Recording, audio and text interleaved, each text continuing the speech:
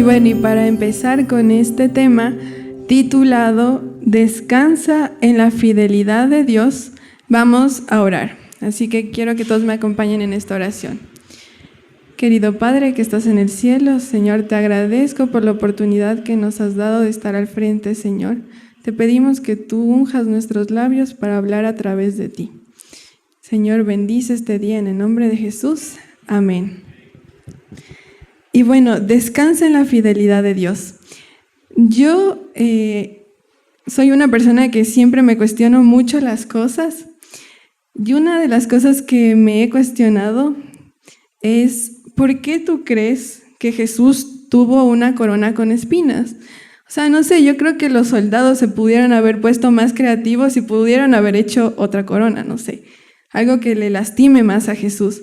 Pero ¿por qué tú crees que fue de espinas y qué simboliza la espina?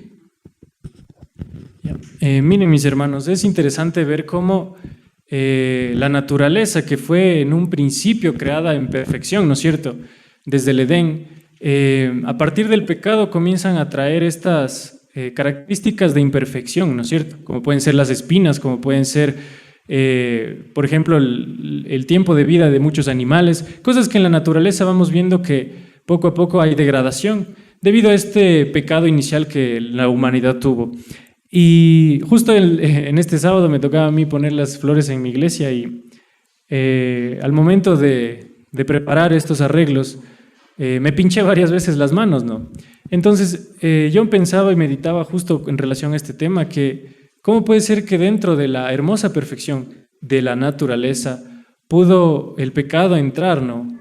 El pecado se refleja, digamos así, en la naturaleza, lastimosamente, en nosotros mismos como nuestros seres humanos. Día a día veo en el hospital muchas personas que padecen muchas enfermedades y es bastante doloroso ver el sufrimiento, cómo esas personas lo padecen, ¿no? Y es algo que es consecuencia de nuestros pecados. Y es interesante ver que todo esto que representa el pecado, que representa la imperfección, Jesús lo pudo llevar como su corona, ¿no? Es interesante pensar, ¿no?, como nos decía Carlita, que tal vez en los romanos pudieron pensar otros castigos más interesantes o más dolorosos, pero precisamente una corona de espinas representa eso, ¿no? El pecado representa la injusticia, pero que solo Dios pudo hacerse responsable de poder cargar. Y quiero ahí yo invitarles a abrir un versículo en la palabra de Dios que está en Primera de Pedro, capítulo 2, versículo 24. Me gustaría que todos abriéramos la Biblia en este punto. Bien, la palabra de Dios nos dice: Él mismo llevó nuestros pecados en su cuerpo sobre el madero, para que nosotros, estando muertos a los pecados, vivamos a la justicia. Por su herida habéis sido sanados. Y qué bonito este versículo, ¿no? Entender que el pecado, las consecuencias de nuestro pecado, de nuestra forma de ser ya prácticamente natural, de esa naturaleza pecaminosa que nacemos todos y nos toca vivir, no hay una manera de nosotros librarnos de estas consecuencias del pecado. Pero qué bonito es saber que Jesús ya se hizo responsable y se hizo cargo de estas consecuencias, de estos espinos, del pecado en sí, y es el único que nos permite adquirir la vida eterna, como dice aquí, ya que Él murió por todos nuestros pecados. Eso me parece lo más bonito de esta parte, ¿no?, de reflexionar. Gracias, muy interesante. Y algo más que yo también quisiera que reflexionemos, que está en un versículo de la Biblia, en Génesis 3, 17 y 18, y dice: Y al hombre dijo: Por cuanto obedeciste a la voz de tu mujer y comiste del árbol de que te mandé, diciendo: No comerás de él, maldita será la tierra por tu causa, con dolor comerás de ella todos los días de tu vida. Espinos y cardos te producirá y comerás plantas del campo. Entonces, aquí está hablando de esos espinos que representan ese juicio que Dios llevó sobre sí, sobre su cabeza. Entonces, Él voluntariamente tomó sobre sí nuestra pena de pecado. Entonces, esto me lleva a otra pregunta de, ¿por qué si Jesús cargó sobre nuestros pecados y dio su vida por nosotros, por qué se nos hace a nosotros tan difícil vivir como hijos de Dios? Seguramente es una pregunta que muchos nos hemos hecho en algún momento, ¿no? ¿Por qué si yo tengo en mi corazón o en mis ganas de seguir a Dios, siempre termino fallándole, ¿no es cierto? Y la primera parte ya está hecha, que es reconocer que nosotros somos pecadores, ¿no? Que en algún momento entró el pecado a esta tierra y no hay manera, como ya vimos, de nosotros, por más que pongamos coronas de espinas, que seamos crucificados, nunca vamos a poder pagar el precio del pecado en nuestras vidas. Pero Jesús ya lo hizo. Y es ahí donde nosotros podemos entender, les invitaría, ¿no?, a que podamos estudiar en nuestros hogares Romanos 6, 7, 8, los capítulos que nos hablan un poco de vivir dentro de la carne, vivir en función del Espíritu. Y entender eso es básico para nosotros podernos enfocar y guiarnos, digamos, en el camino correcto. Porque a mí en lo personal me ha pasado que muchas veces he tratado con mis fuerzas de serle fiel a Dios, de seguirle, y tarde o temprano, ¿qué pasa? Le fallamos, ¿no es cierto? Porque somos humanos, no tenemos esa capacidad de perfección que Jesús sí la tuvo en esta tierra. Y entender eso es básico porque nosotros, nuestra naturaleza nos invita a vivir cada día de la carne, lo que dice el apóstol Pablo, ¿no? Y entender eso es entender que yo todos los días voy a tener tentaciones, voy a tener, ganas de hacer cosas que solo a mí me parecen por mi beneficio, tal vez por cumplir mis necesidades o por tal vez cubrir emociones o necesidades que tenga. Pero todo eso me lleva a seguir viviendo para mí mismo. Pero cuando nosotros renunciamos a nuestro yo y decidimos vivir por Cristo, vivir en el Espíritu, reflejar su carácter día a día, es la clave para nosotros ir caminando, digamos, el camino correcto. Como les decía, cuando nosotros no reconocemos que somos pecadores, que somos débiles y que debemos vivir por Jesús, con Jesús en nuestro corazón, es ahí donde empiezan los problemas. Y aquí yo quisiera reflexionar un poco con un personaje de la Biblia. Todos conocemos a Jacob, el engañador, ¿no es cierto? Mentiroso, porque incluso a su propio padre le engañó diciendo que era su hermano Esaú. Y seguramente él proyectaba en su hermano la perfección que él esperaba de sí mismo, o que tal vez él pensaba que fue llamado, la proyectaba tal vez en su hermano, y por eso cada vez que preguntaban quién eras, él decía Esaú. Y es curioso cuando conocemos la historia de cuando visita el ángel a Jacob, y comienzan a pelear, ¿no es cierto? Comienzan a luchar en una batalla toda la noche. Y es interesante que la batalla llega a un punto en el que el ángel le pregunta a Jacob una cosa: ¿cómo te llamas? Y es la primera vez que Jacob responde de la manera correcta y dice: yo me llamo Jacob. Porque muchas veces antes respondía: ¿qué cosa? Soy Esaú. Y es ahí cuando el ángel dice: está bien, yo te voy a bendecir. Y es ahí cuando nosotros podemos entender que primero tenemos que reconocer que somos pecadores, que tenemos debilidades, que el día a día vamos a tener tentaciones que no las vamos a poder librar. No vamos a poder, por mucho que nos esforcemos, llegar a la perfección que nosotros mismos tal vez nos hemos planteado, sino solo vivir ¿bajo quién? Bajo Dios. Y es importante reconocer esto para que Dios pueda bendecirnos de verdad y hacer ese cambio en nuestro corazón que se refleje en el día a día de nuestra vida, ¿no? Sí, y es bastante interesante esta historia porque lo que nos dice es que Jesús no puede bendecirte quien pretende ser. Dios va a bendecir quién eres. Entonces, eso me hizo pensar mucho porque, bueno, cada semestre, y creo que cada uno tenemos bastantes testimonios, pero a mí este semestre en particular, yo dije, a ver, yo voy a ser una hija de Dios en medio de mucha gente que no lo es. Entonces, fue tan curioso porque este semestre me tocaron dos profesores gays. Entonces, y justo era una materia en la que todos nos tocaba analizar y criticar. Entonces yo dije, bueno, o sea, que yo no creía que iba a haber temas en los que yo iba a tener que hablar sobre Dios. Entonces sí, y pasó eso. Me acuerdo un tema que hablaba sobre el Apocalipsis.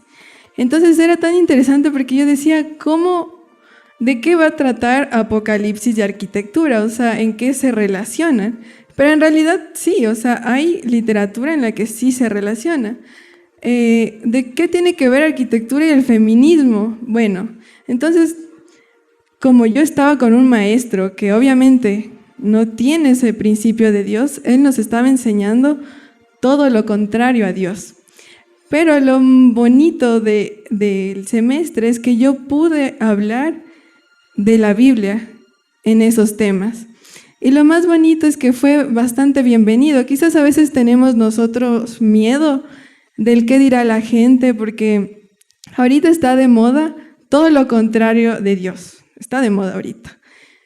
Y hablar algo que se contraponga a lo que todos dicen y todos piensan, sí es un reto. Y sí fue un reto para mí. Y yo me acuerdo que le escribí a un pastor y le dije, Paz, esto está pasando y necesito saber si lo que voy a decir está bien. Porque lo voy a decir enfrente de todos y tengo miedo de decir algo malo o algo que esté erróneo. Entonces lo dije y mi profesor lo aceptó bien. O sea, entonces todos pudimos hablar y decir nuestro punto de vista. Entonces aquí está la reflexión en la que nosotros debemos ser quienes somos para poder recibir esa bendición de Dios. Y miren, es interesante, o mejor dicho, es fácil nosotros seguir ese instinto tal vez de querer quedar bien con nuestros compañeros, con nuestro entorno, con nuestra familia, en medio de un mundo y una sociedad que todo el tiempo nos está jalando para diferentes caminos, que no es lo que dice la Biblia, que lo que quiere Dios para nuestras vidas, ¿no? Y muchas veces es fácil caer en lo que yo quiero, ¿no? Me gustaría ser aceptado, me gustaría ser tal vez, no tener problemas, digamos, en el trabajo, en la universidad. Pero es importante aprender nosotros a depender completamente de Dios, ¿no? Y yo también quisiera complementar hablando de la universidad. Una pequeña historia que me sucedió el año anterior. Ya estaba terminando yo el último semestre de clases que tenía dentro de la universidad. Yo estudié, gracias a Dios, en una universidad privada. Yo inicié pensando que no iba a tener problemas e inconvenientes de los sábados, porque las privadas también trabajan de lunes a viernes, ¿no? Sin embargo, me encontré que desde primer semestre tenía profesores que nos llamaban a dar pruebas los sábados, ¿no? Y bueno, mientras la universidad me daba alternativas y opciones, tenía que hacer cartas, tenía que ir a hablar con el profesor, me calificaban sobre el 80% de la nota, tenía que pagar un derecho de examen, o sea, un trámite que era bastante tedioso se me hacía a mí en lo personal para poder rendir un examen, ¿no? Y a mí me parecía eso algo un poco, incluso me parece discriminatorio, ¿no? Que uno tenga que estar haciendo tantas cosas solo por una condición personal, individual que uno tiene, ¿no? Que atenta en contra de la libertad de uno poder expresar la religión que uno quiera, ¿no? Y mucho más dentro de un entorno universitario. Y es aquí donde, tras varios años, creo que ya eran tal vez 5 o 6 años en los que ya estaba cada semestre teniendo estas peleas con profesores que muchas veces se oponían o me ponían resistencia y tal, siempre había, gracias a Dios, librado estas batallas, ¿no? Pero llegó este último semestre y yo le fui muy sincero a Dios, ¿no? Recuerdo que reconocí lo que había en mi corazón y yo le dije a Dios, Padre, yo ya estoy cansado de hacer tantas cosas, de sentirme discriminado, de pelearme con los abogados incluso de la facultad, de hacer tantas cosas para solo poder cambiar un día del examen, ¿no? Y es algo que no recomiendo, porque debemos nosotros tener esa fuerza también para hacer lo que esté en nuestras manos, ¿no? En estas situaciones. Pero yo esa vez yo le dije a Dios, Padre, yo ya no doy más, ya no quiero seguir en estos trámites. Y iba a tener clases con un profesor que solo daba clases los sábados. Él no tomaba lista, pero lo último era el examen final, que también se tomaba en sábado, y toda la nota dependía de ese examen.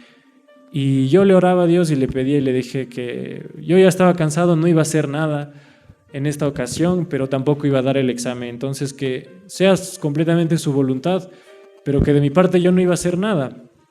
Y pasaron los días, las semanas, yo no iba a clases, obviamente. No importaba porque no tomaba lista ni nada, pero se acercaba el día del examen, que era en sábado.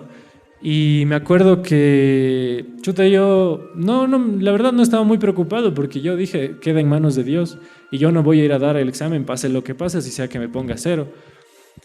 Y es curioso, interesante ver cómo Dios actúa y obra, pero justo esa semana que yo tenía que dar el examen, el año anterior hubo un paro nacional de los indígenas, creo que fue, ni mal no me acuerdo, fue el último. Y para mí fue ver respondida esa oración que yo tal vez le hice, ¿no? Justo coincidió con el paro. Yo pienso que no fue una coincidencia, sino que también Dios permite que las cosas se den así. Y desde esa semana comenzamos a tener todo virtual y el doctor nos pudo tomar ese examen entre semana de manera virtual. Entonces para mí eso fue una bendición y le agradecí obviamente a Dios, ¿no? Pero creo que lo importante de todo esto es aprender a reconocer también nuestras debilidades, ¿no? Reconocer quiénes somos, como mencionábamos de Jacob, reconocer que soy pecador y que tengo que depender en todo de Dios. Yo creo que tal vez si desde el principio hubiera dependido completamente de Dios, me hubiera tal vez muchas veces ahorrado de tantas cosas que me tocó pasar. Pero creo que eso es lo importante de ir aprendiendo y caminando con Dios, ¿no? Ir poco a poco aprendiendo a depender de Él, ¿no? Eso creo que es lo más importante. Wow.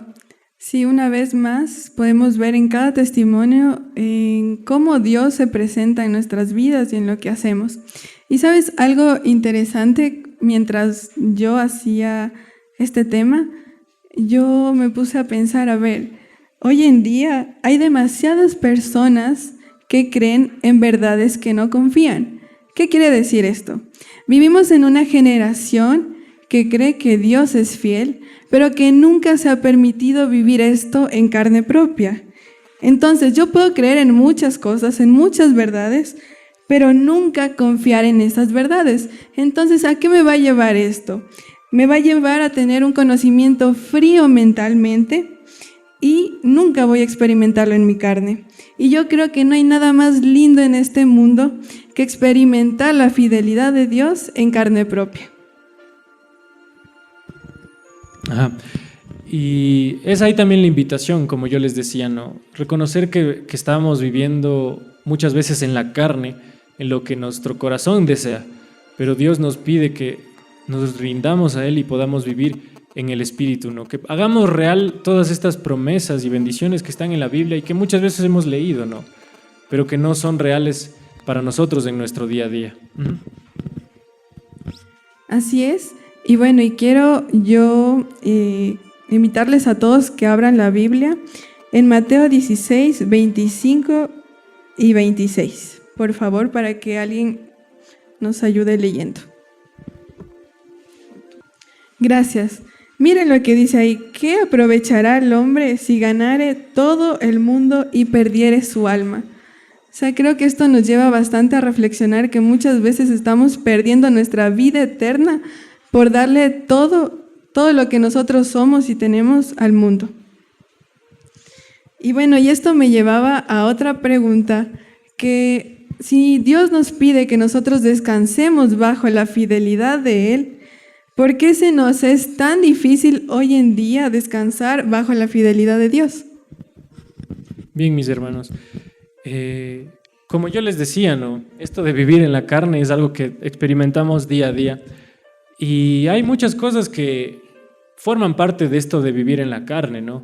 Muchas veces son las tentaciones, muchas veces son los pecados, pero en esta ocasión también quisiera advertirles de algo que es mucho, incluso en lo personal pienso que más peligroso, que es el exceso de entretenimiento.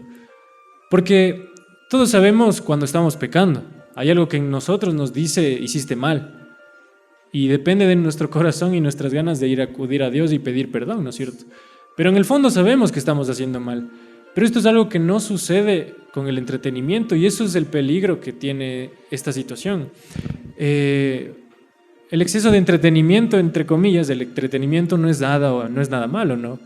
Puedo yo, no sé, hacer lo que a mí me entretenga, como puede ser jugar fútbol, tal vez tener algún hobby, la música, alguna cosa, ¿no?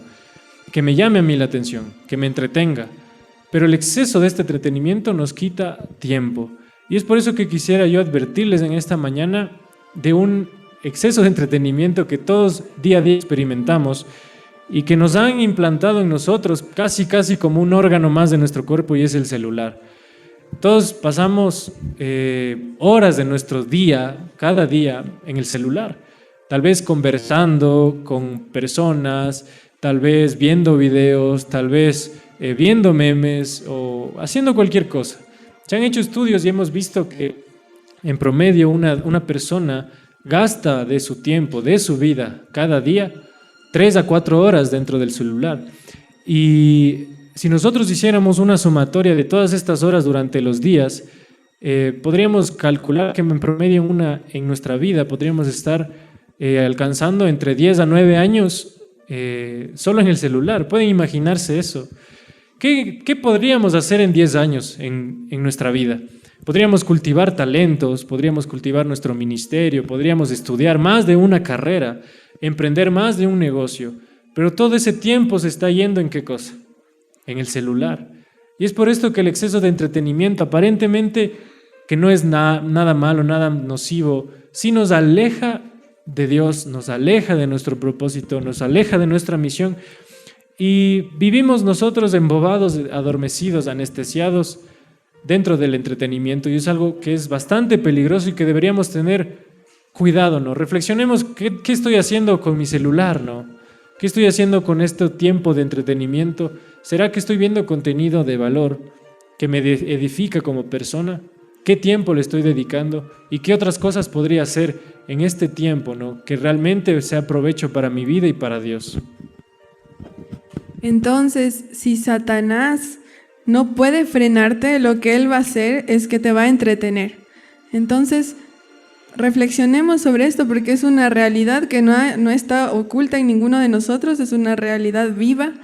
Así que, ¿cuántos profesionales, cuántos poemas, cuántos ministerios habremos dejado por pasar tantas horas en el celular?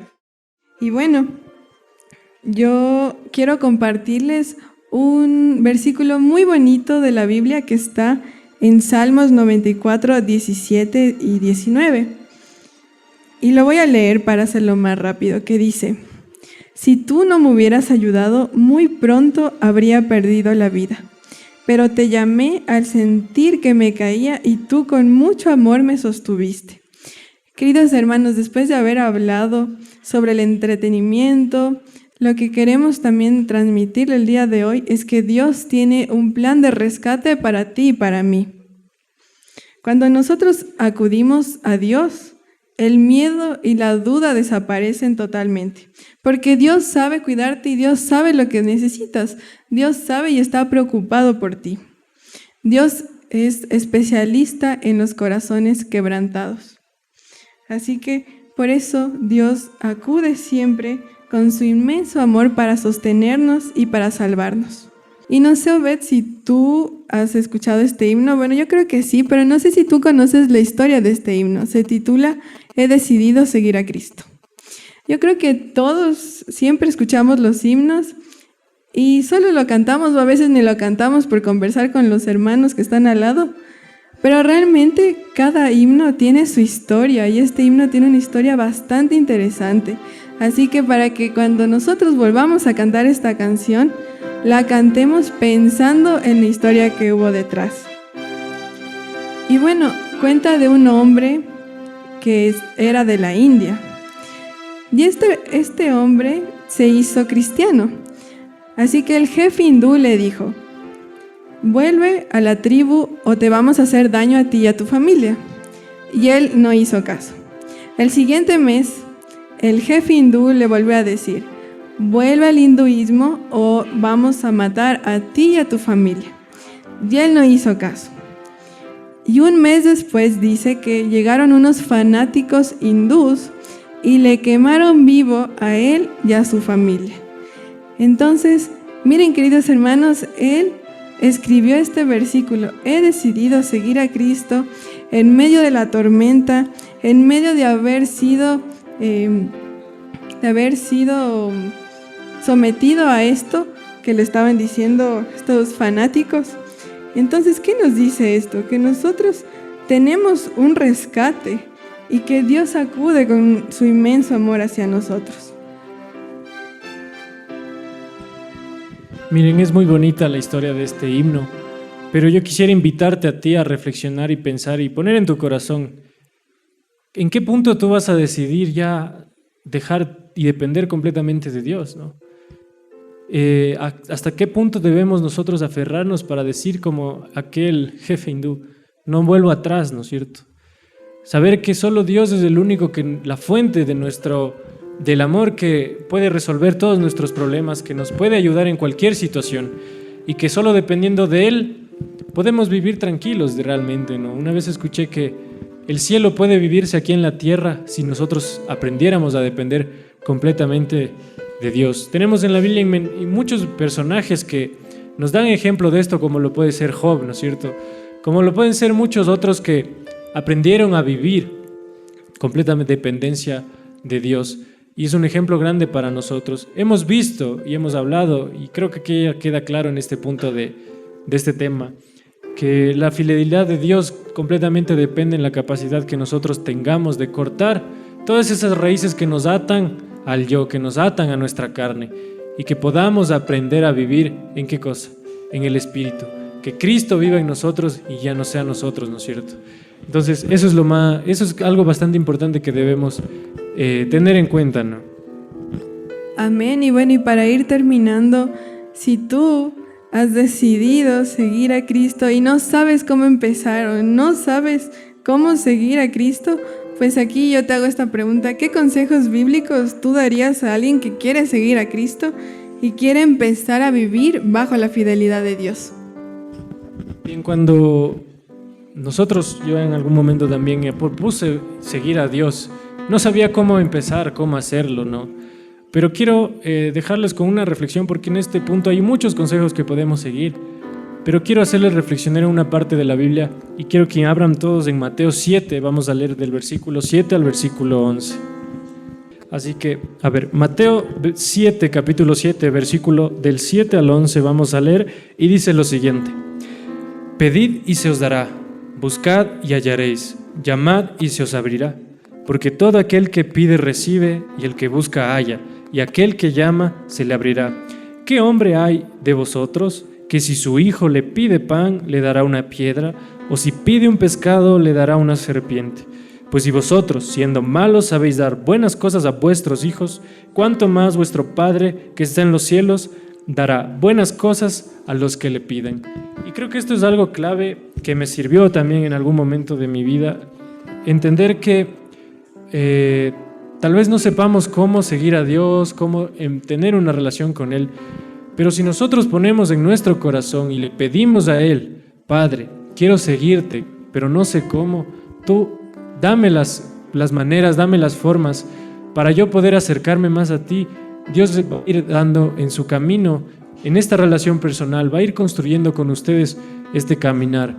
Tal vez sea al principio leyendo un versículo diario en la mañana, tal vez estudiando en la escuela sabática, escuchando cantos, himnos, pero hay muchas maneras en las que podemos acercarnos a Dios. Pero lo principal, creo yo, y el mejor consejo que alguna vez me dieron es este, ¿no? Pedir. Dios nos está diciendo: pídanme, y pídanle por favor, que Dios les dé esta capacidad en su corazón de poder acercarse poco a poco a Él, y Dios va a ir poniendo en su camino las maneras y los métodos que Él vea más conveniente para ustedes mismos. Así que ese es un consejo bastante bonito que alguna vez me dieron. Amén.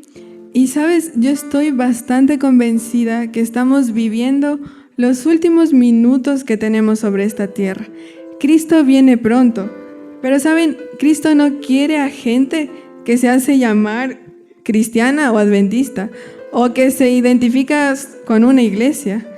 Dios quiere y va a venir a buscar gente que realmente se parezca a Él, que su corazón sea completamente de Él. Entonces, si yo pregunto aquí, ¿cuántos de nosotros somos adventistas? Todos vamos a decir yo, pero ¿cuántos de nosotros tenemos a Dios en nuestro corazón? Entonces la pregunta que yo te quiero decir hoy es: ¿quién es el dueño de tu corazón? ¿Crees que realmente Jesús está al pie de tu vida. ¿Tú le has permitido entrar a tu vida?